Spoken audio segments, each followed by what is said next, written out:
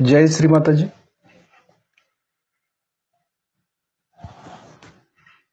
आपले दोन्ही हात श्रीमातांच्याकडे.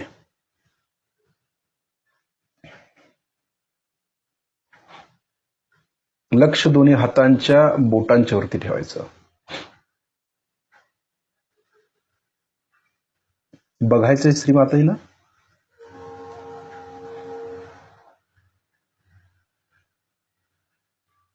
लक्ष हाताच्या बोटांच्या वरती.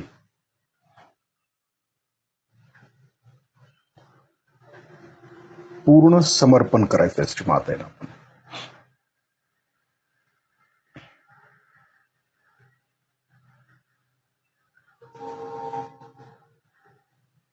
श्रीमातांच्याकडून जे चैतन्य येते ते आपण शोषून घ्यायचं आहे. श्रीमातांच्या डोळ्यामध्ये आणि आज्ञाचक्रामध्ये जिथं कुंकू लावले तिथं पाहायचं आहे आपल्याला. फक्त बघायचं आहे.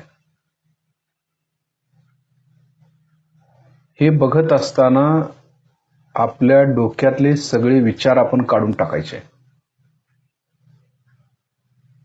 कुठलाही विचार आपल्या डोक्यामध्ये ठेवायचा नाही. पूर्णपणे निर्विचारिता प्रस्थापित करायचा प्रयत्न करायचा.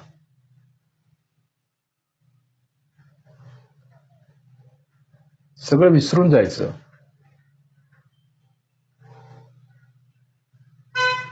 फक्त बघायचं आहे.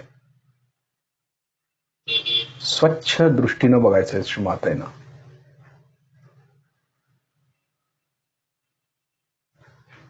एकाग्रतेनं पाहायचं आहे. विचार नाही पाहिजेत. डोळ्याची उघडझाप झाली तरी चालते, त्राटक करायचं नाही आहे. फक्त बघायचं आहे. आणि लक्ष हाताच्या बोटांच्या वरती ठेवायचं आहे. आपल्या दोन्ही हाताच्या बोटामधून जे चैतन्य येते तिकडे लक्ष द्यायचं आहे. हळूहळू आपल्या बोटावरचं जे चैतन्य येते ते एक बदलत जातं. चैतन्य हळूहळू बदलतं ते. म्हणून लक्ष तिकडे ठेवायचं असतं एकाग्रतेनं. चित्ताची एकाग्रता महत्वाची आहे. विचलित व्हायचं नाही आहे. डोकं मोकळं ठेवायचं. आपलं हृदय पूर्णपणे स्वच्छ करायचं. आता आपल्या हृदयातील सर्व जो काही त्रास आहे, जो काही आजार आहे, जे काही प्रॉब्लेम्स आहेत ते संपूर्ण श्रीमातांच्या चरणाशी सोपवायचे. समर्पण, हृदयापासून समर्पण करायचं. श्रीमातांच्या चरणाशी समर्पित व्हायचं आहे. कुठलाही विचार आपल्या डोक्यात येऊ द्यायचा नाही. कुठली अटॅचमेंट आपण आपल्या हृदयामध्ये ठेवायची नाही. हे ध्यानाच्या सुरुवातीला आपल्याला हे करावं लागतं. लगेच आपण ध्यानाला बसू शकत नाही. आणि बसलं तर विचार आपल्याला त्रास देतात. म्हणून पायरी पायरीने आपण ध्यानाच्या अवस्थेमध्ये जायचं असतं. लगे बसलोय आणि ध्यान लागले असं कधी होत नाही. म्हणून ध्यानाला ज्या वेळेला आपण बसतो त्यावेळेला सुरुवातीला बंधन वगैरे घेऊन किंवा श्रीमातांच्याकडे हात करून पहिलं व्हायब्रेशन्स घेऊन त्यानंतर मग बंधन घ्यायचं. ही खरी पद्धत आहे. आपण बसल्या बसल्या बंधन घेतो काही वेळेला. सुरुवातीला आपण तसं करत होतो, पण ही सवय लागण्यासाठी. परंतु नुसता बंधन घेण्याला पण अर्थ नाही. कारण आपल्या हातामध्ये चैतन्य नसेल तर त्या बंधनाला आणि कुंडलिनी चढवण्याला पण काही अर्थ नाही आहे. सहजमध्ये आपल्या हातामध्ये जे चैतन्य असतं त्या चैतन्यातूनच कुंडलिनी चढवावी लागते. आणि लक्ष कुंडलिनीकडे असावं लागतं. कुंडलिनीचं जागरण झालंय तर ती कुंडलिनी कुठे अडकलेली आहे ते आपल्याला समजणं आवश्यक आहे. आपण काही वेळेला बंधन फास्ट मध्ये घेतो, स्पीड मध्ये घेतो. मग कुंडलिनी नेमकी कुठं आहे ते आपल्या लक्षात येत नाही. आपले हात वर खाली होत असतात, कवच घेत असतो, परंतु व्हायब्रेशन्सकडे जर लक्ष नसेल आपलं तर त्या बंधनाला आणि त्या कुंडलिनी चढवण्याला काहीही अर्थ नसतो. म्हणजे आपल्या हातातून पहिला चैतन्य आलं पाहिजे श्रीमातांच्याकडून. श्रीमातांचे आशीर्वाद आहेत आणि श्रीमातांच्या आशीर्वाद स्वरूप जे चैतन्य येतं त्या चैतन्यानं आपण कुंडलिनी चढवायची असते. असा परमेश्वरी नियम आहे, श्रीमातांचा नियम आहे तो. ज्यावेळेस श्रीमाताजी समोर असतात आपल्या, ज्यावेळेस साकार स्वरूपात श्रीमाताजी होत्या त्यावेळेला श्रीमाताजी म्हणायचे की मी समोर असताना बंधन घ्यायचं नाही, साकार स्वरूपात. कारण श्रीमाताजी प्रत्यक्ष समोर असल्या की आपोआप बंधनं पडतात आपल्याला. श्रीमातांचं अटेन्शन आपल्याकडे असतं म्हणून बंधन पडतं. पण ज्या वेळेला श्रीमाताई निराकारमध्ये येतात, निराकारमध्ये गेल्या किंवा श्रीमाताई असताना देखील म्हणायची की मी ज्यावेळी निराकारमध्ये किंवा मी इथून जाईन त्याच वेळेला तुम्ही बंधन घ्यायचं निराकारमध्ये. याचा अर्थ काय? याचा अर्थ असा आहे की निराकार म्हणजे चैतन्य आणि ते चैतन्य घेऊन म्हणजे श्रीमाताईंनाच घेऊन, हे चैतन्य म्हणजे श्रीमाताईच आहेत, व्हायब्रेशन्स आहेत आणि या चैतन्यातूनच आपली कुंडलिनी आपण वरती चढवायची असते. म्हणजे लक्ष कुंडलिनीकडे पण पाहिजे आणि व्हायब्रेशन्सकडे पण पाहिजे. साधं सोपं गणित आहे. त्यानंतर कवच. अशा पद्धतीनं आपलं लक्ष असेल तर आपल्याला कुठल्याही प्रकारची बाधा, व्हायरस पकडणार नाही. कारण बंधनामध्ये सगळं आहे, संरक्षण आहे आपलं. पण आपण काय करतो, बंधन घेतो, बंधन घालतो, परंतु त्याचा काहीच उपयोग होत नाही. काय आपली मानसिक समाधान आहे फक्त ते की नाही मी बंधन घेतलं. परंतु हे बंधन घेत असताना जर व्हायब्रेशनची जोड त्याला नाही दिली किंवा हातामध्ये जर व्हायब्रेशन नसतील आणि जर आपण कृती केली तर केवळ ते कर्मकांड होणार आहे. म्हणून हे आपण पक्क लक्षात घेतलं पाहिजे की हातामध्ये व्हायब्रेशन्स असल्याशिवाय आपण सहजयोगातली कुठलीही कृती करायची नाही. हे आपण पक्क लक्षात ठेवायचं. जर तसंच जर काय करू लागलो, पूजा करताना देखील आपल्याकडे व्हायब्रेशन्स नाही आहेत आणि आम्ही पूजा करतोय तर त्या पूजेला तरी काय अर्थ आहे किंवा त्या हवनाला तरी काय अर्थ आहे? जिथं चैतन्य नाही, जिथं श्री माताजी नाही आहेत अशा ठिकाणी कशाला हवन करायचं? मग काहीच अर्थ नाही त्याच्यामध्ये. एवढी निष्ठा किंवा एवढं प्रेम, एवढी करुणा आपण श्रीमातांच्या विषयी आपल्या हृदयामध्ये असणं आवश्यक आहे. व्हायब्रेशन्स पाहिजेत. जिथं चैतन्य नाही येत, जिथं श्रीमातांची साथ आपल्याला नसेल तर त्या ठिकाणी काहीही करून उपयोग नाही. ही पूजन पण करून अर्थ नाही किंवा हवन देखील करण्याला काही अर्थ नाही. म्हणून देवीला अगोदर प्रसन्न करावं लागतं आणि देवी प्रसन्न झाली तर व्हायब्रेशन्स आपल्याला येऊ लागतात. म्हणजे जसं मुलानं जर आईला बघितलं किंवा आईने जर मुलाला बघितलं तर आईला पाना फुटतो. तशातला हा प्रकार आहे की ज्यावेळेला आपण श्रीमातांना आई स्वरूपात पाहतो, कुंडलिनी महाकुंडलिनी आहे, ती आदि कुंडलिनी आहे, तर त्या स्वरूपात सुरुवातीला ज्यावेळेला आपण श्रीमातांना पाहतो त्यावेळेला श्रीमातांना देखील करुणा येते, पाना फुटतो चैतन्याचा. आणि मग श्रीमाताजी आपल्याला चैतन्य प्रदान करतात आणि मग त्या चैतन्यातून आपण पुढील गोष्टी करायच्या असतात सगळ्या. म्हणून आपण या ठिकाणी असं बसतोय श्रीमातांच्या समोर आणि चैतन्य ग्रहण करतोय अगोदर. श्रीमाताजी जे काय सांगतायत ते ऐकून आदेश प्रमाण की नाही श्रीमाताजी असं आहे की श्रीमाताजी सांगतायत या पद्धतीनं आपण करायचं आहे. म्हणून व्हायब्रेशन्सकडे लक्ष असणं अत्यंत आवश्यक आहे. आपलं चित्त पॉवरफुल पाहिजे, शुद्ध पाहिजे, स्वच्छ पाहिजे आणि या शुद्ध चित्तामुळेच आपल्याला व्हायब्रेशन्स येत असतात. कुठलाही विचार आपल्या डोक्यामध्ये नसेल तर चित्तामध्ये पण तो येत नाही. चित्त स्वच्छ होतं. आणि दुसरी गोष्ट आपलं हृदय की ज्या हृदयामध्ये आत्म्याचा प्रकाश आहे किंवा आत्मा स्वतः राहतो, ते हृदय आपलं कायम स्वच्छ पाहिजे, शुद्ध पाहिजे, पवित्र पाहिजे, निर्मळ पाहिजे. त्याशिवाय देखील आपल्याला व्हायब्रेशन्स घेता येत नाही, गहनतेमध्ये उतरता येत नसतं. ह्या सर्व गोष्टी आपण लक्षात घेऊन ध्यानाच्या स्थितीमध्ये उतरायचं असतं. नुसता बॅलन्स करायचं आणि लक्ष शस्त्रामध्ये ठेवा म्हणायचं आणि मग लगेच मातांची लेक्चर जर लावलं किंवा अमृतवाणी जर ऐकली तरी देखील काही वेळेला आपलं चित्त लागत नाही. एका बाजूला आपण लेक्चर ऐकत असतो, श्रीमातांची अमृतवाणी ऐकत असतो, परंतु दुसऱ्या बाजूला आपल्या डोक्यामध्ये विचारांचं काहूर माजलेलं असतं. असंही गोष्टी घडतायत किंवा आपलं चित्त लागत नाही काही वेळेला. म्हणून काय करायचं, सुरुवातीपासूनच आपण सवय लावून घ्यायची की श्रीमातांच्या समोर बसल्या बसल्या श्रीमातांचं आपलं जे हृदय आहे ते श्रीमातांना समर्पित करायचं. समर्पण भावना सुरुवात झाली पाहिजे. श्रीमातांच्या समोर बसलं की हाताच्या व्हायब्रेशन्सकडे आपण लक्ष ठेवायचं, हातातल्या बोटाकडे, आणि जे चैतन्य श्रीमाताई देत आहेत ते खेचून घेण्याचा प्रयत्न करायचा असतो सतत. आणि मग पुढील कारवाई, मग कुठलं चक्र पकडलं असेल त्या चक्राच्या त्याच्यावरती आपण कार्य करू शकतो.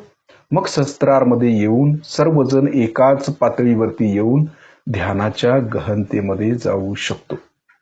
म्हणजे ही पद्धत आहे. आपल्याला जो ध्यान घेतो किंवा आता आपल्याला उद्या सर्वांना, सगळे जर तयार झाले तर सर्वांनी देखील ध्यान घेत असताना सामूहिकतेमध्ये कुठलं चक्र पकडलंय ते पाहावं लागतं. आपण आपलंच चक्र स्वच्छ करतो, ठीक आहे, मान्य आहे. इतरांचं पण चक्र आपल्याला ठीक करता आलं पाहिजे कलेक्टिव्हिटीमध्ये. म्हणून जी व्यक्ती ध्यान घेत असते त्यांचं लक्ष कलेक्टिव्हिटीकडे पण असणं आवश्यक आहे. बघितलं पाहिजे की बाबा कलेक्टिव्हिटीमध्ये आज काय प्रॉब्लेम आहे, कुठल्या चक्रावरती जास्त पकड घेते, ते बघून त्याप्रमाणे ती चक्र सोडवत सोडवत शस्त्रांमध्ये यावं लागतं.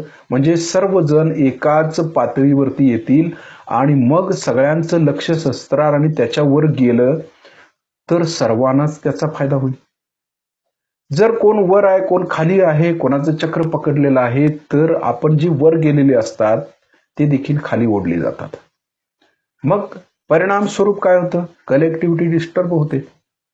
चैतन्य येत असतं सुरुवातीला, काही म्हणतात नाही चैतन्य येत होतं पण नंतर हळूहळू कमी झालं, हे झालं ते झालं. अशा घटना किंवा अशा गोष्टी का घडतात याचं कारण असं आहे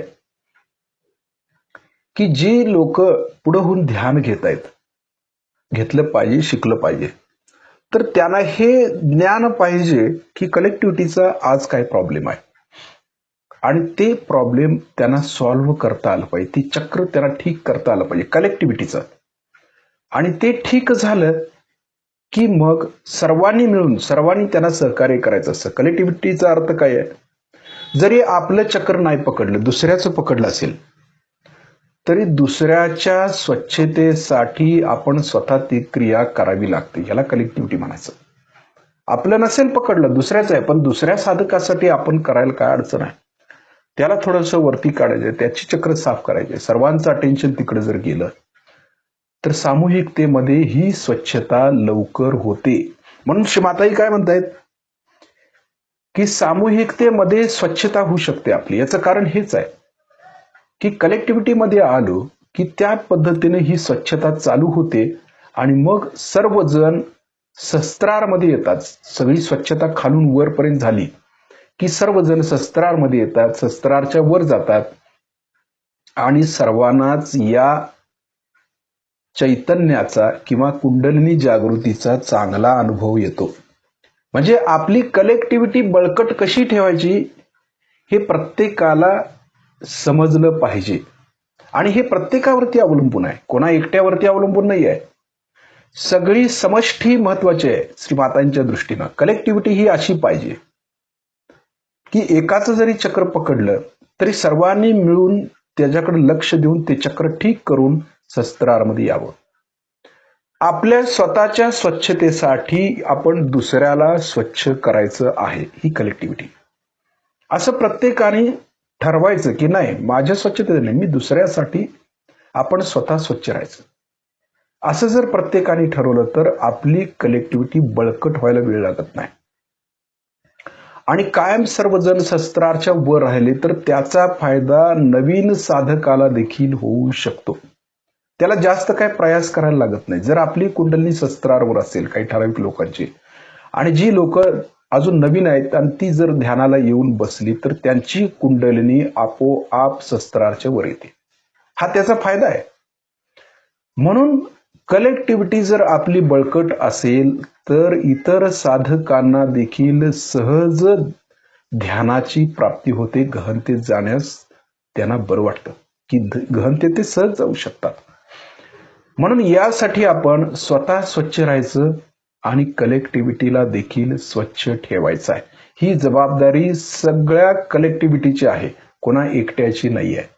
म्हणून आपण स्वच्छता ही पाळली पाहिजे. आपल्या नाड्या, आपली चक्र आपण रोज स्वच्छ केली पाहिजेत. बघितलं पाहिजे की रोज माझं कुठलं चक्र पकडतं. रोज डेली स्वतःकडे लक्ष देऊन बघायचं. आत्मपरीक्षण बघायचं किंवा माझं रोज हार्ट लागते किंवा माझं रोज बॅक आज्ञा लागते किंवा रोज माझं लेफ्ट स्वाधिष्ठान लागते. असं जर होत असेल तर रोज आपण त्या चक्रावरती थोडी बहुत मेहनत घ्यायची, ते चक्र साफ करण्यासाठी.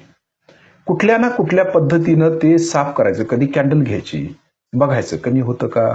लक्ष पाहिजे आपल्याकडे, स्वतःकडे. नाही होत तर लिंबू, व्हायब्रेटेड लिंबू घेऊन पाण्यात बसूया, बघूया काय होतं.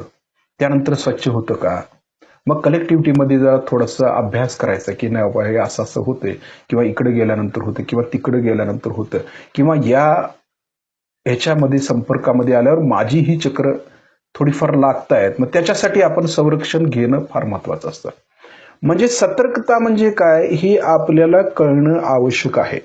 काही जणांचं असं असतं किती जरी सोडवलं तरी काही चक्र सुटत नाहीत. असंही होऊ शकतं. कॅन्डल घ्या, मेणबत्ती घ्या, आणखी कुठली ट्रीटमेंट घ्या, लेफ्ट स्वाधिष्ठान काही सुटत नाही. प्रयत्न करून देखील काही वेळेला हार्ट देखील सुटत नाही. याचं कारण काय तर अटॅचमेंट. ही चक्र आपली नसून ती कुठून येत आहेत ते बघून ते चक्र जर ठीक केलं आपण, ती कलेक्टिव्हिटी किंवा ती अटॅचमेंट आपण जर दूर केली तर 100% आपली चक्र ठीक होऊ शकतात. हे सहजयोगाने सिद्ध केलेलं आहे.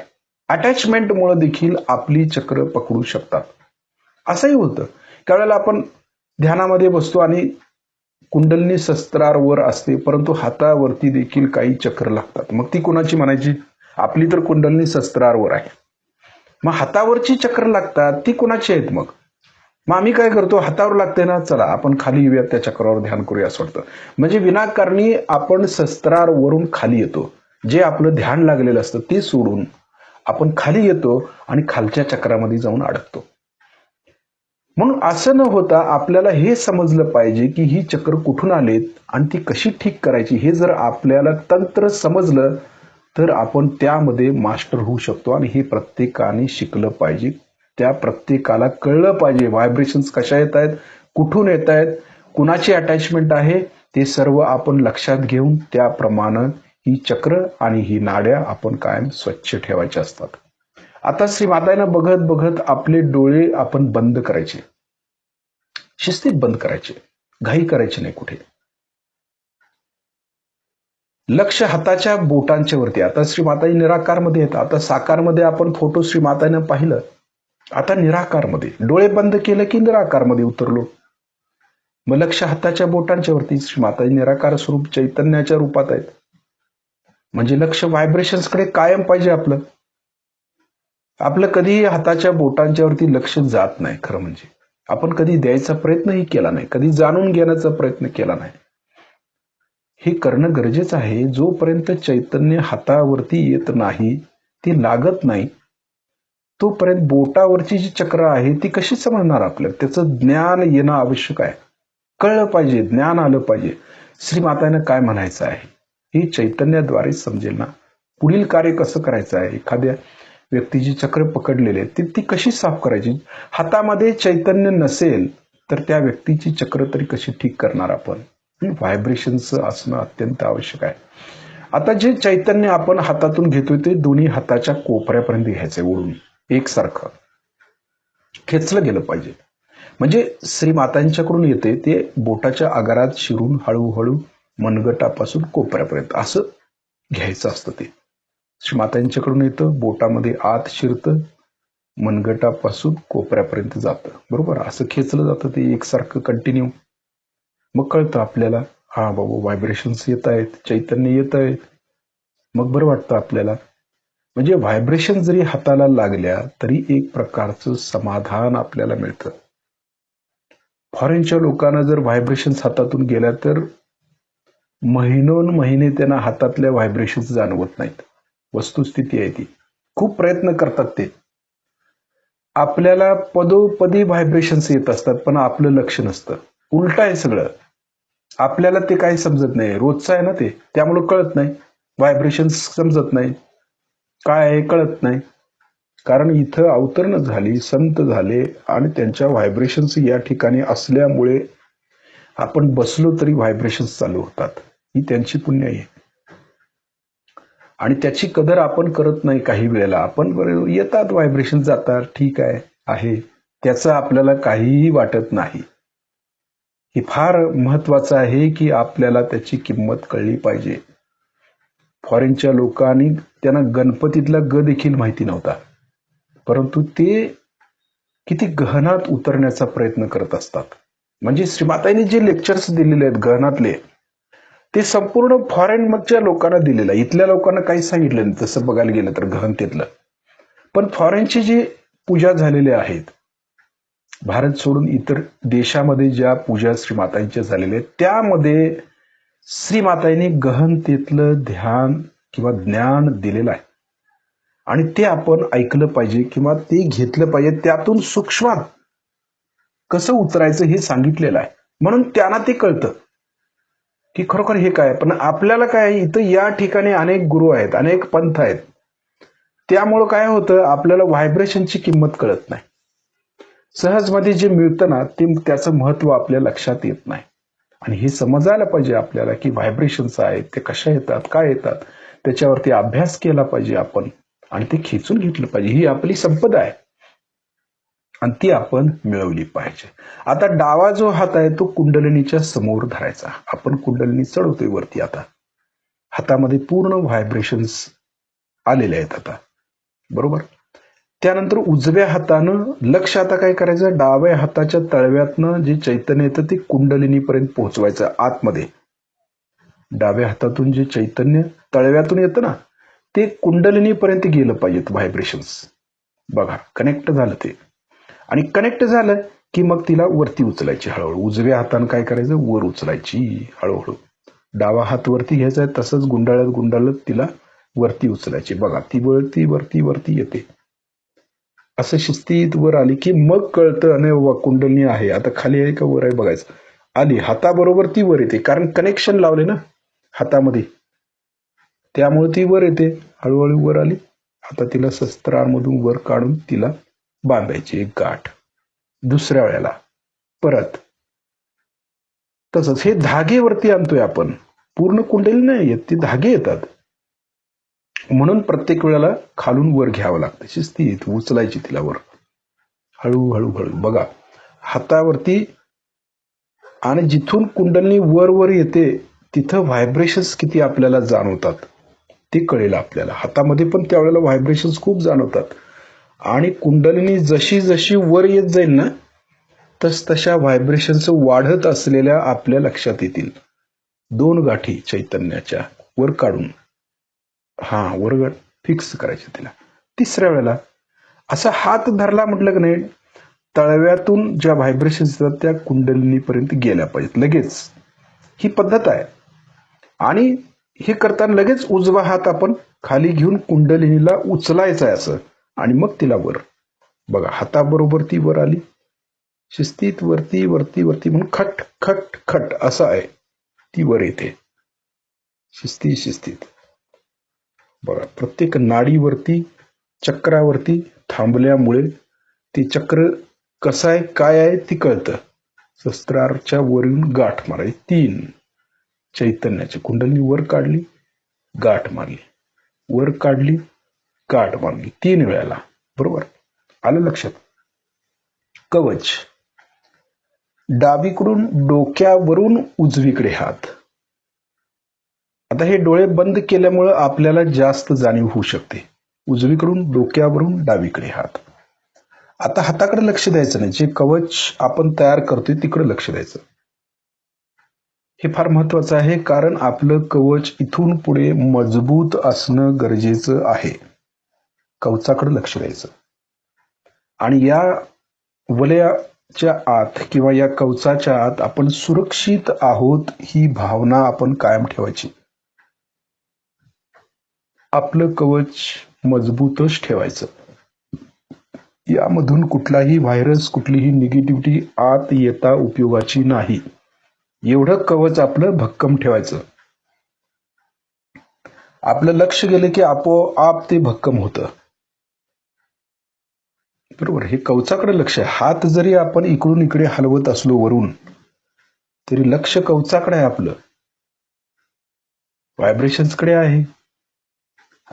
आता श्रीमाता नमस्कार करून पुन्हा दोन्ही हात श्रीमातांच्याकडे. आता कुठे लक्ष पाहिजे? दोन्ही हातांच्या बोटांच्या वरती, आणि जे कवच आपण घेतलं ना त्या कवचाकडे लक्ष द्यायचं. बघा, स्थिर म्हणजे व्हायब्रेशन्स मध्ये वाढ झाली. का? तर कवच आपलं मजबूत झालं. त्यामुळं आपण आतमध्ये सुरक्षित आहोत. कुठलीही निगेटिव्हिटी आतमध्ये नाही. कवचाच्या आत आहे निगेटिव्हिटी? नाही, कारण बंधन घेतले आणि बंधनाच्या ज्या सीमा आहेत त्या सीमा ओलांडून कुठलीही निगेटिव्हिटी आत आली नाही पाहिजे. याला बंधन म्हणायचं. बंधन म्हणजे आपल्या संरक्षणासाठी बंधन असतं, हे खरं बंधन. त्यासाठी देवी कवच, शिव कवच, दुर्गा कवच, हनुमान कवच ही सगळी कवच त्याच्यावरून निर्माण झाली, ते मंत्रामुळे. हे मंत्राचं सामर्थ्य असतं. काही जण योगी लोक काय करतात, मंत्र म्हणतात आणि बंधन तयार करतात, आपल्या भोवती वलय तयार करतात. परंतु श्री माताने आपल्याला अशी शक्ती दिलेली आहे की व्हायब्रेशनची, या व्हायब्रेशनने आपण बंधन घेऊ शकतो आणि दुसऱ्याला देखील बंधन देऊ शकतो. परंतु दुसऱ्याला कधी बंधन देऊ शकतो? ज्यावेळी आपल्याला बंधन आपलं समजेल की आम्ही सुरक्षित आहोत, आमच्या भोवतानी जे वलय आहे ते वलय सुरक्षेचं वलय आहे आणि त्यामध्ये आम्ही सुरक्षित आहोत, हे ज्यावेळेला आपल्याला समजेल त्यावेळेला आपण दुसऱ्याला देखील बंधन देऊ शकतो. आणि जोपर्यंत नुसताच बंधन देतोय ही नुसता कृती झाली, कर्मकांड झालं, तसं न होता व्हायब्रेशनची जोड देऊन जर केलात तर बंधन परफेक्ट बसलं पाहिजे. बसतच ते स्वतःलाही आणि दुसऱ्यालाही, दुसऱ्याच्या सुरक्षिततेसाठी. काही जणांचं असतं ना असं की काही जण आजारी आहे तेव्हा त्यांना बंधन द्या असं म्हणतात, काही वेळेला असतात मेसेजेस वगैरे. असं त्यावेळेला आपण नुसताच बंधन घालतो, हातावरती नुसतं असं करतो आणि बंधन घालतो. कोणाला घातलं काय घातलं काय माहिती नाही, काही कळत पण नाही आपल्याला. पण एक भक्तीचा भाव असतो आपला आणि त्या भक्तीपोटी आपण आपलं चित्त त्या ठिकाणी देऊन आपण बंधन घालतो. परंतु याचा खरा अर्थ असा आहे की बंधन देत असताना आपल्याला त्या व्यक्तीच्या व्हायब्रेशन्स समजल्या पाहिजेत. पहिली गोष्ट, व्हायब्रेशन जर समजल्या त्या व्यक्तीच्या, आता ज्याला बंधन घालायचं आहे त्याचं नाव जरी घेतलं तरी हाताच्या बोटावरती कळतं की ह्या माणसाला अमुक अमुक आजार झालेला आहे, पटकन कळतं. बंधन घालताना काय करायचं, ज्याचा आता समजा डाव्या बाजूला हार्ट लागते, विशुद्धी लागते, स्वादिष्ठान लागते, तर बंधनामध्ये आपण हार्टचं चक्र सोडवायचं. हाताच्या म्हणजे हातात जे करंगळी आहे त्याला बंधन घालायचं. विशुद्धी आहे ना, विशुद्धीच्या बोटाला बंधन घालायचं. स्वादिष्ठान आहे ना, स्वादिष्ठांच्या ह्याला बंधन घालायचं. असं बंधन घालत ती सोडवायचं आहे आणि मग परत बघायचं लागते का, लागते, आणि सोडवायचं. मग त्याला बंधन घालणं म्हणतात. आणि हे सुटलं की मग परत शस्त्रारमध्ये बंधन घालायचं. मग म्हणजे ती व्यक्ती व्यवस्थित होत आहे. कळतं हाताच्या बोटावरती कळालं की हे बोट लागतं, हे बोट लागतं, त्या चक्रावर बंधन घालायचं, ठीक होते. इथल्या इथं ठीक, तिकडं आहे ना असू दे, बंधन, त्याला बंधन म्हणायचं. म्हणजे त्याची चक्र सूक्ष्मातून आपण सोडवणं म्हणजे त्याला बंधनात घालणं, बंधन घालणं. त्याला आपण काय करतो, नुसता हात घेतो, बंधन घातलं हातात, तळव्यावर, संपलं. नाव नाही लय काय काय भानगड नाही, चक्रही बघत नाही आपण. असं करायचं नाही. तर त्या व्यक्तीला तिथं त्याचा फायदा झाला पाहिजे, म्हणून व्हायब्रेशन्स आपल्याला कळल्या पाहिजे. नाव जरी घेतलं ना हाताच्या बोटावर कळ पाहिजे, अमुक अमुक असं असं, ठीक, चला स्वच्छ करा त्यांना, ही स्वच्छता. लगेच त्यांना ते चक्र सोडवायचे. बोटावरती कळतं ना, बोटावरती कुठली चक्र आहेत, हा सोडवा, असं आहे ते. आणि असं करत करत करत बंधन म्हणजे पूर्ण झालं की व्हायब्रेशनचं जोरदार याला सुरुवात होते. म्हणजे ती व्यक्ती तिकडे ठीक होत असते किंवा त्याची चक्र ती ठीक झाली आणि ती चक्र ठीक झाल्यामुळे व्हायब्रेशन्स आपल्या हातामध्ये वाढल्या. हा फरक आपल्याला लक्षात आला पाहिजे. मग ते बंधन आपलं बसलं. तोपर्यंत नुसताच कृती झाली हे लक्षात घेतलं पाहिजे.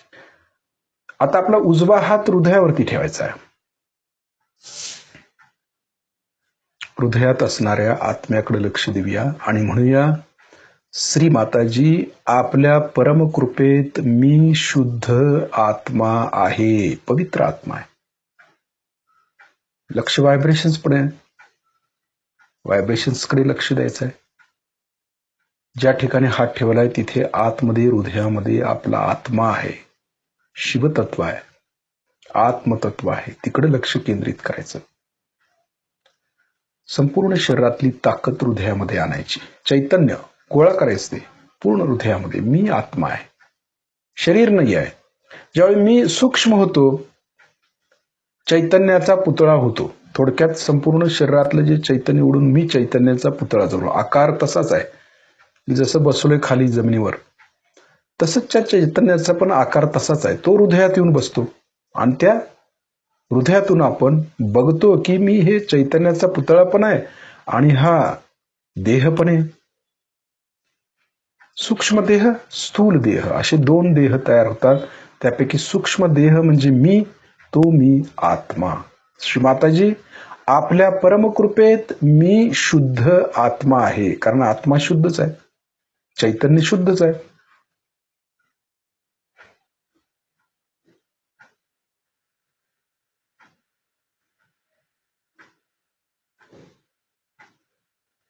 क्षणभर असं शांत राहिलं ना, चैतन्य जाणवतं.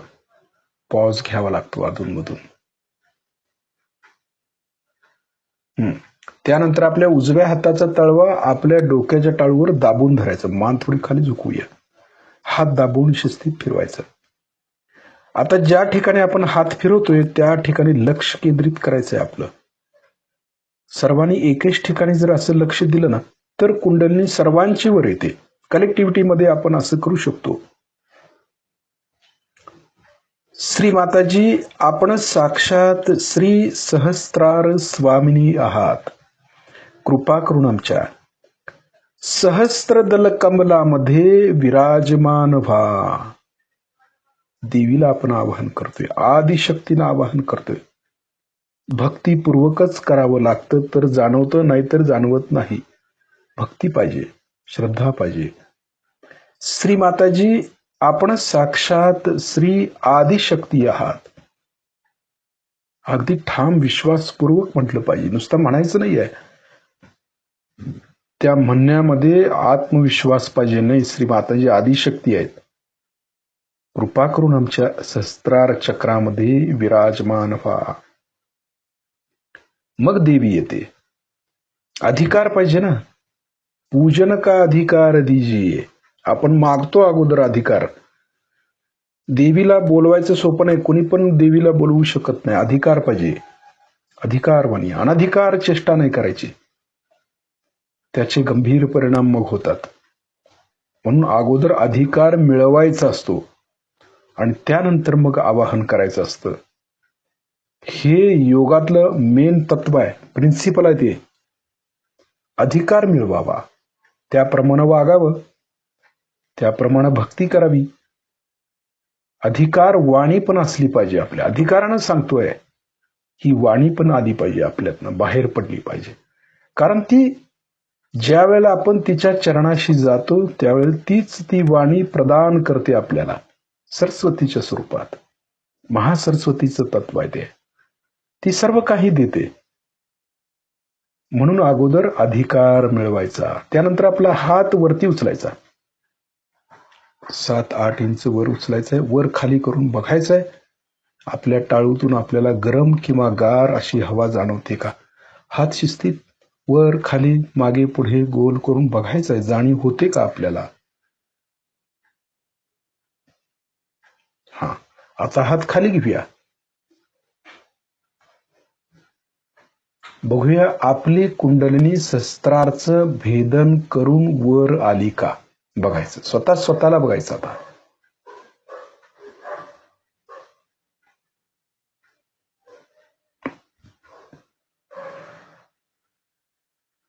सहजमध्ये वर आली का बघायची. प्रयास नाही आहेत. सर्वजण एकाच पातळीवरती ज्यावेळेला येतील ना त्यावेळी कुंडलिनी फास्टमध्ये वर येते. सगळ्यांचं लक्ष आहे. सर्वजण भक्तिपूर्वक करतात, श्रद्धेनं करतात, तर त्याचा इफेक्ट सर्वांच्या वरती होतो. कोणा व्यक्तीचं हे काम नव्हे, समष्टीचं काम आहे, कलेक्टिव्हिटीचं काम आहे. आणि कलेक्टिव्हिटी मजबूत असेल, भक्तीनं आणि श्रद्धेनं करणारी असेल तर व्हायब्रेशन्स आपल्याला जाणवतातच आणि कुंडलिनी वरतीच येते. उत्कट इच्छा आहे आपली सर्वांची, त्यामुळे कुंडलिनी वर येते. म्हणून कलेक्टिव्हिटीला फार महत्व आहे. आणि श्री माताजी कलेक्टिव्हिटीतूनच कार्य करतात. कुणा एका व्यक्तीतून कार्य करत नाहीत, कलेक्टिव्हिटीतून. लक्ष शस्त्राच्या वर आहे.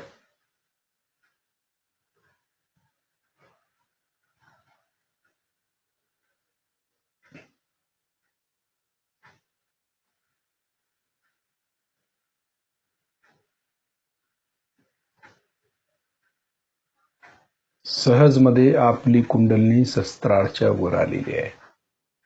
आता काय करायचंय ते पहा.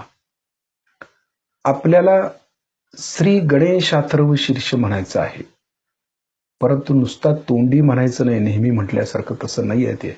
आता बऱ्यापैकी आपली कलेक्टिव्हिटी त्यांना कळले की बाबा गणेश अथर्व शीर्ष कसं म्हणायचं, त्याला कशी चैतन्याची साथ द्यायची, कसं व्हायब्रेशन्सकडे लक्ष असायला पाहिजे, किंवा गणेश अथर्व शीर्षमध्ये काय गमक आहे ते कळलेलं आहे हळूहळू सर्वांना.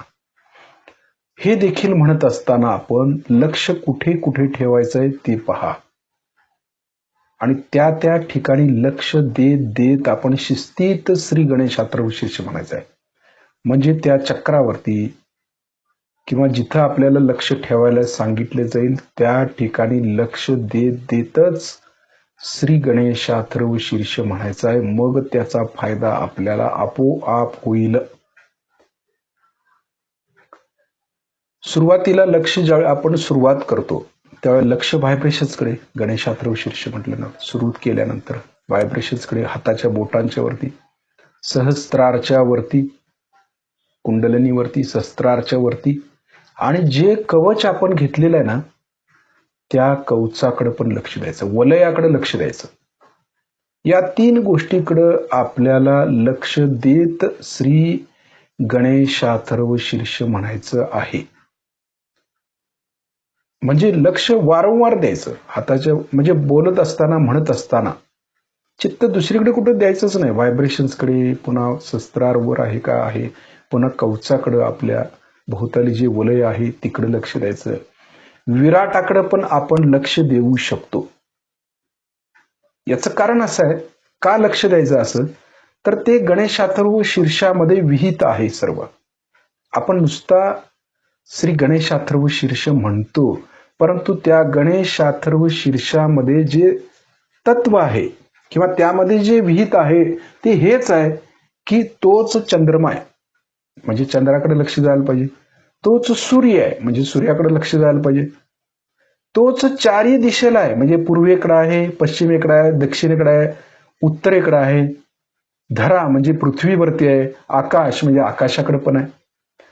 म्हणजे आपलं चित्त त्या ठिकाणी गेलं पाहिजे ना, का नुसतं तोंडी म्हणायचं आहे नाही. त्वम गुणत्रयातीत, म्हणजे काय, सर्व गुणांच्या पलीकडे आहे तो. त्वम देहत्रयातीत, म्हणजे काय, तो देहाच्या पलीकडे आहे. मग लक्ष तिकडे जायला नको, देहाच्या पलीकडे, का नुसता तोंडी म्हणायचं आपल्याला नाही. याचा अर्थ असा आहे की हे म्हणत असताना आपलं लक्ष त्या ठिकाणी गेलं पाहिजे, बस. मग त्याचा अर्थ आणि त्याचं तत्व, ते प्रिन्सिपल आपल्या लक्षात येईल आणि त्या पद्धतीनं श्री गणेश अथर्व शीर्ष म्हटल्याबरोबर त्याचे बेनिफिट आपल्याला मिळायला सुरुवात होईल. लक्ष शस्त्राच्या वरती पण ठेवायचं आहे, हाताच्या बोटांच्या वरती पण ठेवायचं आहे आणि कवचाकडे पण ठेवायचं आहे. म्हणत असताना पूर्ण लक्ष ठेवायचं. आता तिन्हीकडे ठेवायला मुद्दाम सांगितलं. यामध्ये जसा जसा अर्थ आहे, पूर्वेकडे लक्ष आहे द्या, तर तसं पण देऊ शकता आपण. म्हणजे त्या त्या पद्धतीनं आपण लक्ष देऊन बघा. आपण जे तोंडी म्हणतो मंत्र, त्यावेळेला त्या ठिकाणी लक्ष दिला तर त्याचा अधिक फायदा होईल. त्वम इंद्र स्वम शिवम, त्वम रुद्रम, त्वम ब्रह्मा, त्वम विष्णू. तर तिकडे लक्ष द्यायचं, ब्रह्माकडे लक्ष द्यायचं, विष्णूकडे. हे अधूनमधून द्यायचं आहे आपल्याला. पण मेन लक्ष व्हायब्रेशन शस्त्राच्या वर विराट आणि कवचाकडे द्यायचं आहे. श्री गणेशात्र विशेष. श्री गणेशाय नमः. भक्तीनं म्हणायचं, श्रद्धेनं म्हणायचं आहे. आणि प्रत्येक शब्द स्वच्छ, स्पष्ट, शुद्ध असावा. ओम नमस्ते गणपतये. त्वमेव प्रत्यक्षं तत्त्वमसि. त्वमेव केवलं कर्तासि. त्वमेव केवलं धर्तासि. त्वमेव केवलं हर्तासि. त्वमेव सर्वं खलविदं ब्रह्मासि. त्वं साक्षात् आत्मासि नित्यम्. ऋतं वच्मि सत्यं वच्मि अवत्वं मा अववक्तारम् अवश्रोतारम् अवदातारम् अवधातारम् अवानुचानमवशिष्यम् अवपश्चातात् अवपुरस्तात् अव उत्तरातात् अव दक्षिणातात् अव चोर्ध्वातात् अवाधरातात् सर्वतो मा पाहि पाहि समन्तात्. त्वं वाङ्मयस्वं चिन्मयः. त्वं आनन्दमयस्वं ब्रह्ममयः. त्वं सच्चिदानन्दाद्वितीयोऽसि. त्वं प्रत्यक्षं ब्रह्मासि. त्वं ज्ञानमयो विज्ञानमयोऽसि. सर्वं जगदिदं त्वत्तो जायते. सर्वं जगदिदं तत्त्वस्तिष्ठति.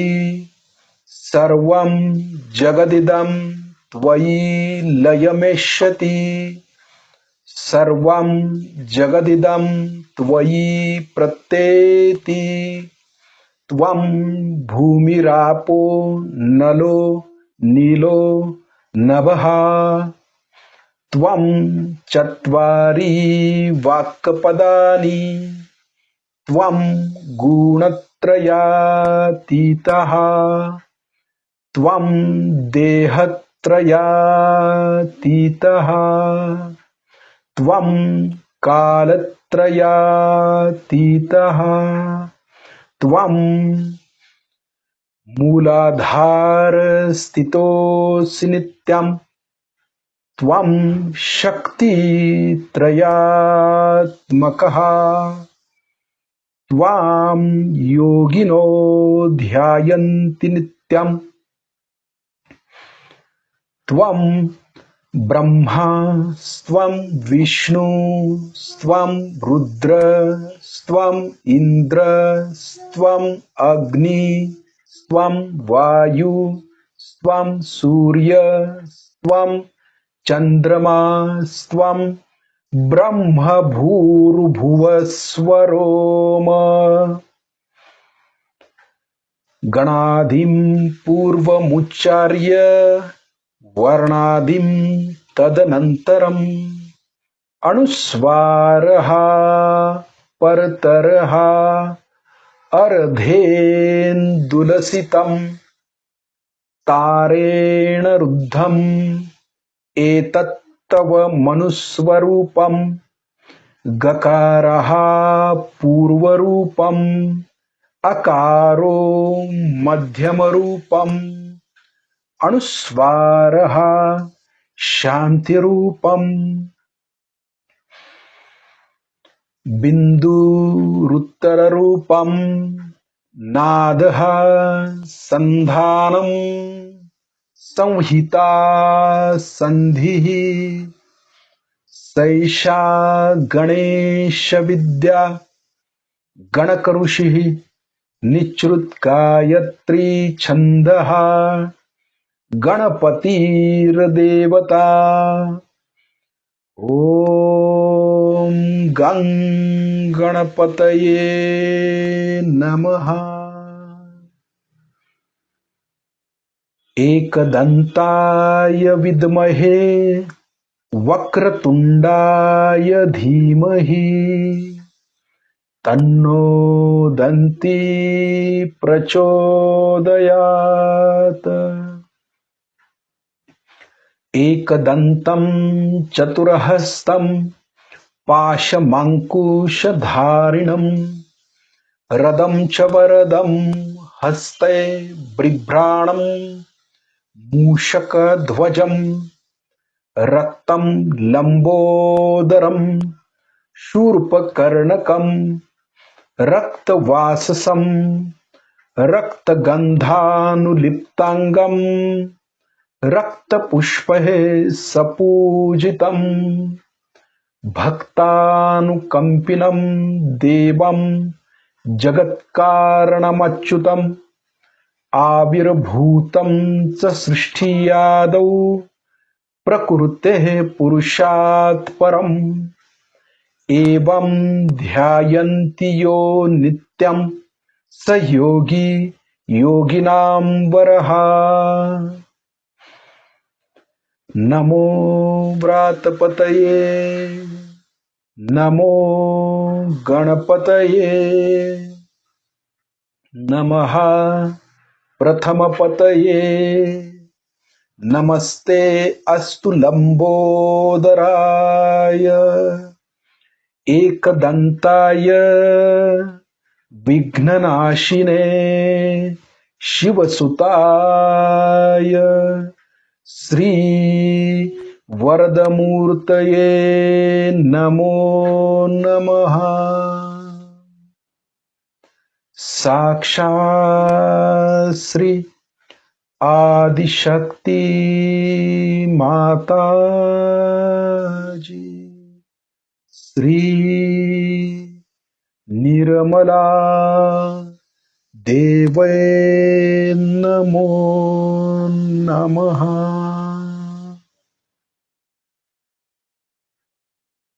किती स्वच्छ होतो हे आपल्या लक्षात येईल. पूर्ण स्वच्छ होतं, पण त्या पद्धतीनं म्हटलं पाहिजे. लक्ष शस्त्राच्या वरती ठेवायचं. आता हळूहळू वर जायचं आपल्याला. आपलं संपूर्ण शरीर चैतन्यानं भिजून जातं, एवढं महत्वाचं आहे गणेशात्रविशीर्ष. पण त्या पद्धतीनं म्हटलात, चैतन्याची जोड दिलात, आपल्या आईला प्रसन्न केलात तरच ते मिळतं, नाहीतर नाही मिळत. अशी किती जरी म्हटलात तरी त्याचा काही उपयोग नाही. सर्व सिद्ध्या पण प्राप्त होतात, परंतु त्या पद्धतीनं म्हटलं पाहिजे. चित्त शस्त्राच्या वर ठेवूया. हळूहळू आपली कुंडली शस्त्राच्या वरती न्यायची. पूर्ण एकरूप व्हायचंय आपण. त्या विराट तत्वाशी एकरूप व्हायचंय. जायचंय वरती, सहज मध्ये स्ट्रेट वर जायचं. आता विराट आणि विराटांगना तिथपर्यंत पोहोचायचंय. आता ती गणेशांची शक्तीच कार्य करते. पूर्ण एकरूप व्हायचंय.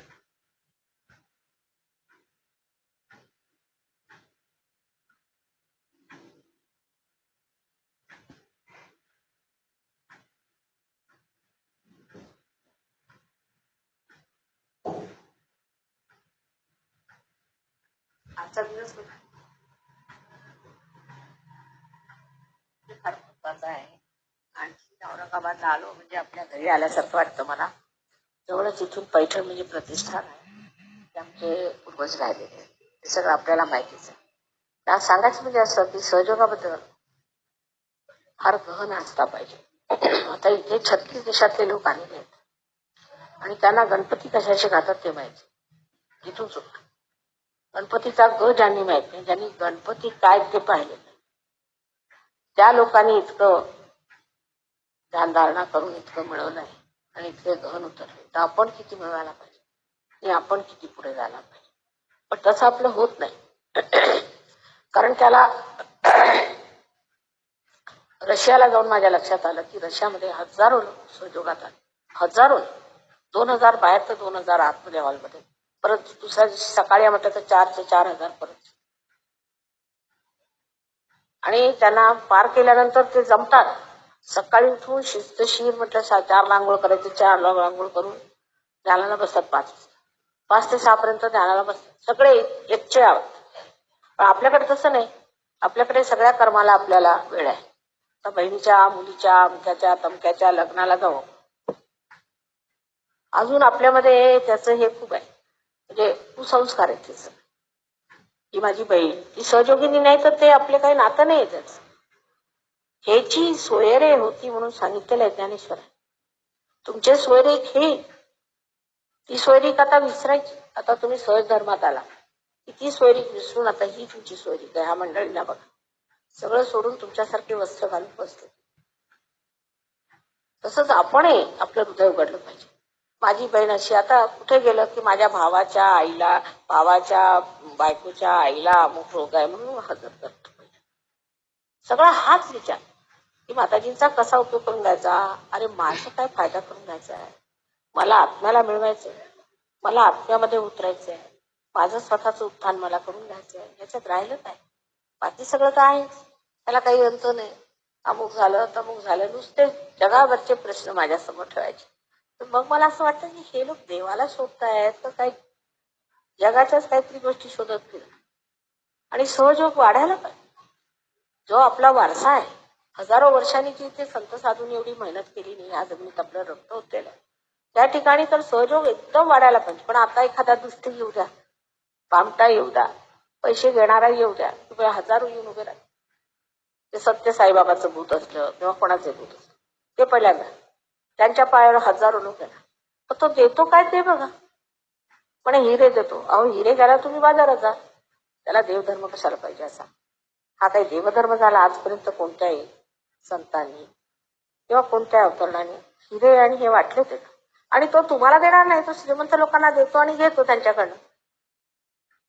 हा अशा गोष्टींमध्ये फसून आपण जे आता पाहून चाललोय ते जरासं सुधारायला पाहिजे. आणि तेच मला आश्चर्य वाटतं की हिंदुस्थानामध्ये सहयोग तेवढा पसरत नाही, एवढा पसरत नाही. आता पुण्याला, मुंबईला किंवा म्हणतो दिल्लीला बरंच चाललंय.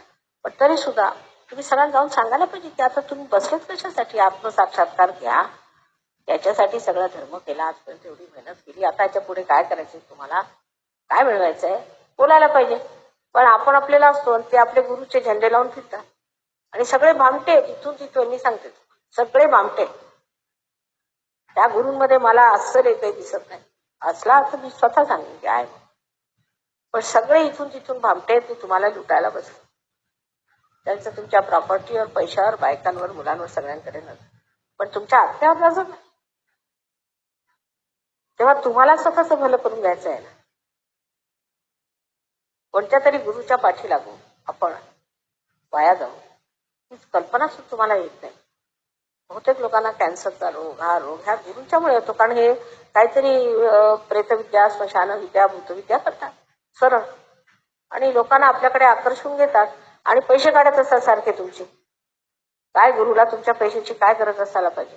आज आम्ही श्रीमंत घराण्यातले, त्याची मोठी पदवी म्हणून आम्ही सगळं घालतो. उद्या जर आम्ही गरिबाच्या घराण्यात जन्माला असतो, गरिबीत राहत असतो, आम्हाला काही त्रास होत नाही कुठे झोपायला. काय तुम्ही म्हणाल तर इथे मी झोपू शकतो, पण ह्यांचं लक्ष कुठे आहे, ह्यांचं काय लक्ष.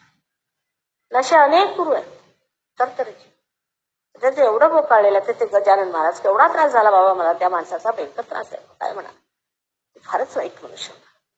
ज्यांनी त्याची पोथी वाचली त्याला काही ना काहीतरी रोग होणार. 50 वर्षापर्यंत तो मनुष्य टिकला तर नशीब. आता मी स्पष्ट सांगते, म्हणजे आता त्याच्या पोथ्या बिथ्या त्या गोदावरीत घेऊन घाला. ज्यांनी त्यांच्या पोथ्या वाचल्या त्यांचे चेहरेच असे होऊन जातात, विश्वासच वाटत नाही. सहजोगात येऊन सुद्धा चालू असतं त्यांचं. तर इकडे लक्ष घाला. धर्म म्हणजे काय? धर्म म्हणजे आपल्यामध्ये जी धारणा होते, धारायतीचा धर्म, जी आपल्यामध्ये धारणा होते तोच धर्म आहे. आणि ती धारणा काय आहे? तर आपल्यामध्ये 10 धर्म आहे. ते धर्म आपल्यामध्ये जागृत झाले पाहिजे. ते कुंडलिनीशिवाय होऊ शकत नाही. उद्या मी म्हटलं तू खोटं बोलू नकोस, तसं जमणार नाही. म्हटलं चोरी करू नकोस, ते जमणार नाही. उद्या म्हटलं की तू कोणाची पण करू नकोस, कुणाला दुखू नकोस, तसं जमणार नाही. पण हे धर्म आपोआप आतमध्ये जागृत झाले. पण सांगायची गरज काय? आपोआपच घडतं सगळं. काय आपोआपच सुटतं, काही सांगावं लागत नाही, आपोआपच सगळं होतं. कारण तुमच्यात ते धर्म आहेत, जसे आहेत. तुम्ही पणत्या लावल्या किंवा समया लावलेल्या आहेत, त्या समयांना फक्त जर दीप लावला तर त्याचा प्रकाश येणारच की. तसाच तो प्रकाश, पण तो कार्यान्वित, तो नुसता प्रकाश नाही, त्याचं कार्य करतं. त्या कार्याने मनुष्याला सशक्तता येते. सशक्त झाला, त्याच्यात ती शक्ती आली, म्हणजे मग तो कोणत्या याला मला जुमानत नाही. आणि तेवढं मोठं आपल्याजवळ दान आहे. साधू संतांचं आहे, शिवाजी महाराजांचं आहे. काय पुरुष होता तो पण एक आत्मसाक्षात्कारी महापुरुष होता. तोही आपल्या इथे. तेव्हा आपलं कसं आयुष्य झालं पाहिजे हे शिकतो. ह्यांच्यापासून काही शिकण्यासारखं तसं विशेष नाही. मी तुम्हाला सांगतो, एकच शिकण्याचं आहे की ज्यांनी कधी गणपतीला जाणलं नाही, कोणाला माहिती हे योग्य गंध कसे उतरले, तेव्हा ह्याच्यात काहीतरी गहनता आहे. बाकी जे आपण आपली फॉरेनच्या लोकांचं शिकायला म्हणतो त्याच्यात काही शिकण्यासारखं नाही. त्यांच्या संस्कृतीत काहीही चांगलं नाही, सगळा सर्वनाश होतोय. मी बघा तर लंडन सारख्या, इंग्लंड सारख्या देशामध्ये 2 मुलाला 1 आठवड्यात आईबाप मारत असतात. असं म्हणजे त्याचं आहे. आपल्याकडे कोणी मारतं का मुलांना? लहान लहान मुलांना कोंडून मारतात, चिडून, आई वडील.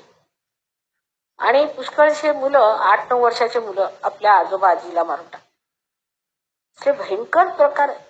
रस्त्याने तुम्ही चालले तर तुमची पर्स सोडून घेतील, तुमच्या गती सारखं माऱ्या नुसत्या चाललेल्या. अमेरिकेत तर तुम्ही जाऊ शकत नाही दागिने घालून, सगळं ओढून घेतील, वाढून घेतील. ड्रग्स काय आले त्यांच्याकडे, असे घाणेरडे रोग आलेले आहेत. सगळा प्रकार इतका भयंकर आहे. त्यासाठी हे इथे आले, शांतीसाठी. तर आपल्याला वरदान आहे बरंच. देवकृपेने आपल्या संस्कृतीमुळे आपल्याजवळ पुष्कळ वरदान आहे. आपल्या वागण्यात, आपल्या समजण्यात पुष्कळ फरक आहे. पण फक्त धर्माच्या बाबतीत आपण कोणते? धर्म कुठे आहे? आतमध्ये. तो धारणा झाला. तो झाल्याशिवाय बाह्यातले धर्म माणसाने केलेले धर्म. अहो देवळामध्ये सुद्धा काय प्रकार चालले तुम्हाला माहितीये? मला सांगायला नको. नुसते पैसे उकळायचे.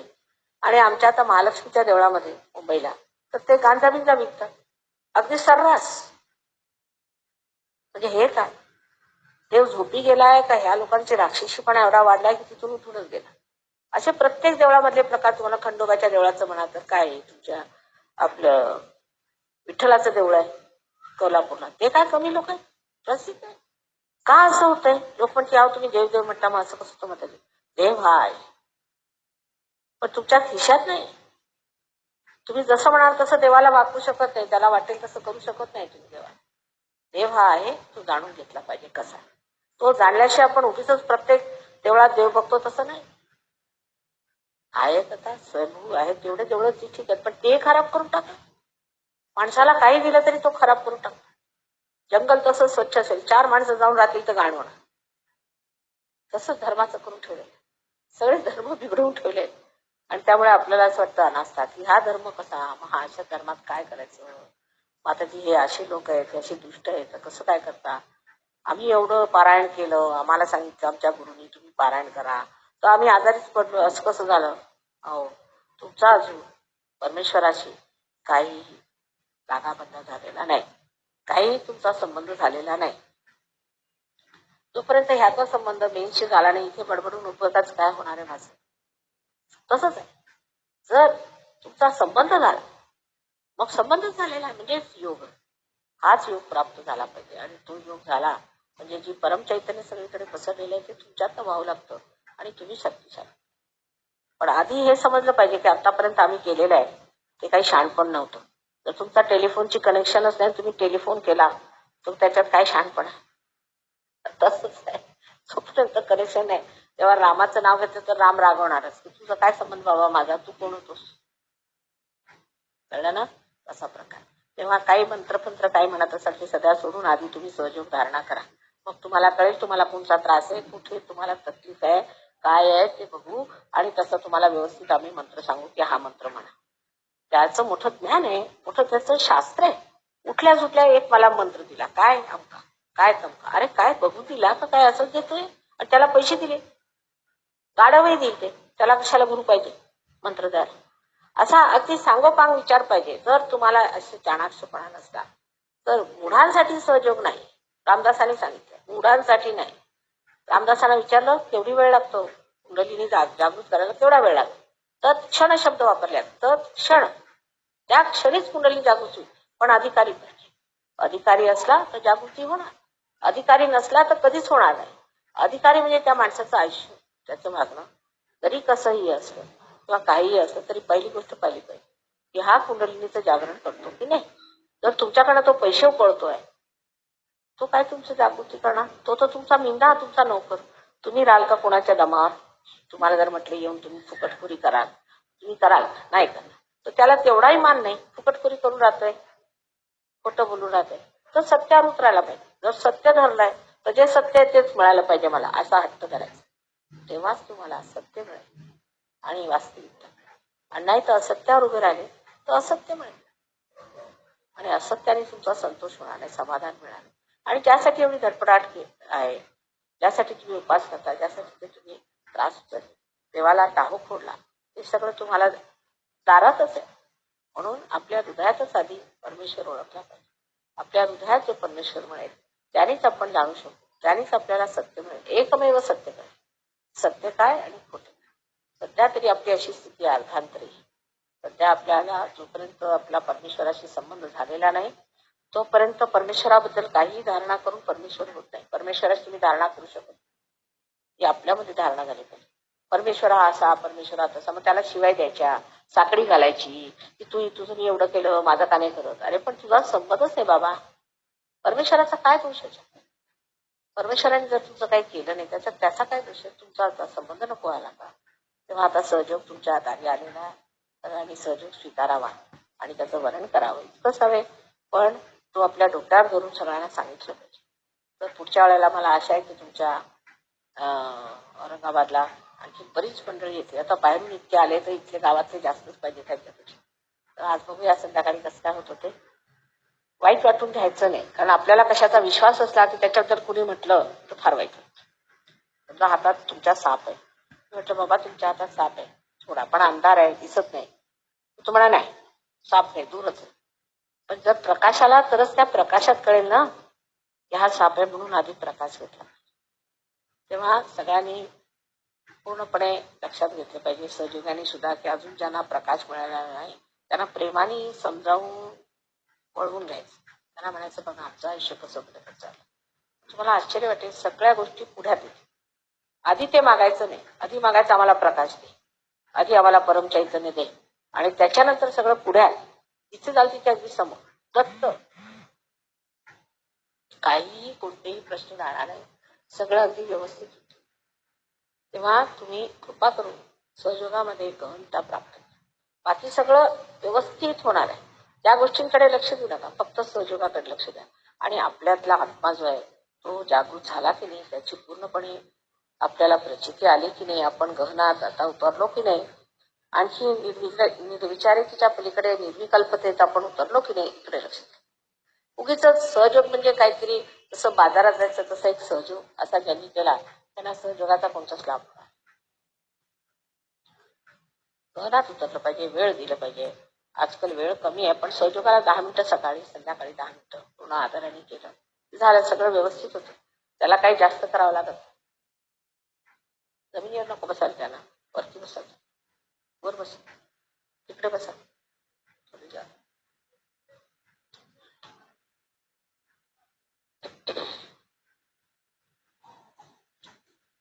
तर एकंदरीत चांगला सांगोपांग विचार करायचा. आपल्याला आयुष्यात काय मिळालंय, आपण काय मिळवलंय, लोकांशी असं बोलायचं. काय हो काय मिळालं, तुम्ही एवढं जप तप केलं, हे केलं, लावून घ्या. चला आई समोर असं कपाळ घेऊन यायचं नाही. आम्ही काही मानत नाही, ते मानतच नाही. तसलं काय नाही, तसलं काय. पुरुषांना वैधव्य येत नाही, फक्त बायकांनाच येतं. काय आम्ही मानत नाही बेकारच्या गोष्टी. सगळी अंधश्रद्धा आहे. आपल्याला ती अंधश्रद्धा ठेवायची नाही. पहिल्यांदा डोळे उघडायचे, प्रकाशात यायचं आणि जे व्यवस्थित ते बघायचं. रूढीगत, हा रूढीगत आहे सगळं. त्या रूढीला तोडून टाकलं पाहिजे आणि समजलं पाहिजे की आपणच त्या ह्याचे, त्या मोठ्या मंदिराचे आपणच थांबवतो आणि आपल्यावरच तो सगळा आधार होणार. तर तुम्ही सुरुवातीचे सहयोगी आहात म्हणून मी तुम्हाला फार समजावून सांगितलं, पण तुम्ही काही सगळ्यांना सांगत सुटू नका. हळूहळू त्यांची सुटका करा. त्याचं जाऊन सांगितल्यावर की अरे बाबा तुझा गुरु आहे त्याला सोड, तर तुम्हाला मारायला जावतील. तर शांतपणा कर, व्यवस्थित आरामात समजून त्यांना सांगायचं हे सोडा. आणि काय मिळालं तुम्हाला, इतक्या दिवस तुम्ही केलं तर काय मिळालं, तुमच्या आई वडिलांना काय मिळालं, ते कशाला करता पाहिजे.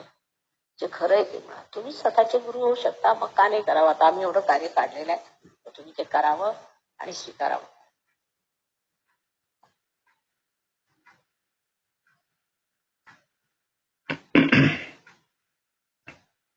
हळूहळू आपले डोळे उघडायचे, श्रीमाताईनं बघायचं.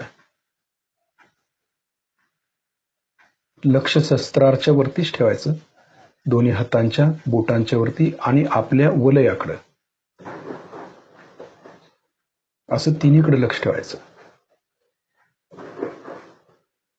आपण आपल्या वलयामध्ये सुरक्षित आहोत म्हणून वलयाकडे, बंधनाकडे सतत लक्ष ठेवायचं. आपल्या शस्त्राच्या वर, दोन्ही हातांच्या बोटांच्या वर, आणि बघतोय श्रीमाताईना.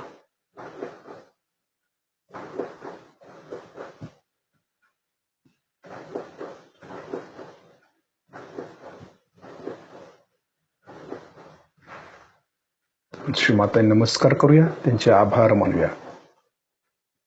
श्रीमाताजी, आपल्या चरणाशी कोटी कोटी प्रणाम, कोटी कोटी प्रणाम. तर शिस्तीत बंधन घ्यायचंय.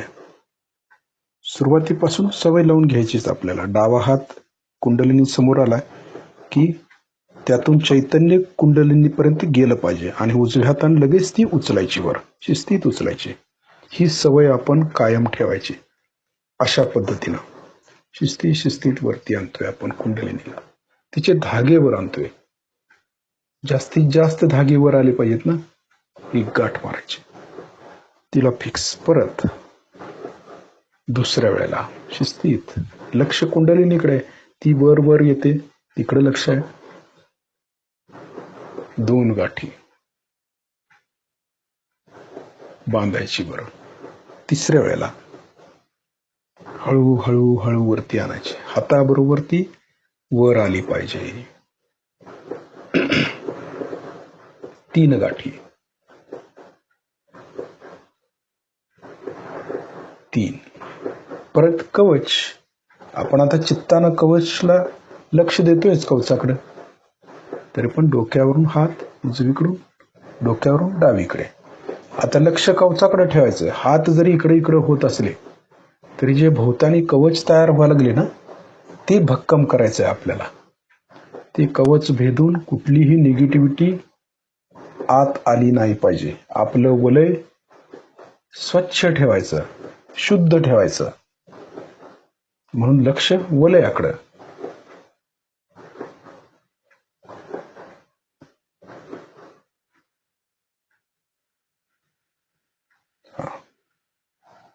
तर उद्या मंगळवार असल्यामुळं आपलं कलेक्टिव्हिटीचं ध्यान नाही आहे, सामूहिकतेचं ध्यान नसतं. तर या ठिकाणी आपण वैयक्तिक ध्यान धारणा करायची आहे. प्रत्येकाने बरोबर 10 वाजता ध्यानाला बसायचंय. प्रामाणिकपणानं 10 ते 11 पर्यंत आपल्या पद्धतीनं ध्यान धारणा करायची आहे. म्हणजे लक्ष व्हायब्रेशन्सकडे ठेवायचं. परत जिथं आपलं चक्र खराब झालं असेल त्या ठिकाणी हात ठेवायचे आणि कुंडलिनी शस्त्राच्या वर काढायची.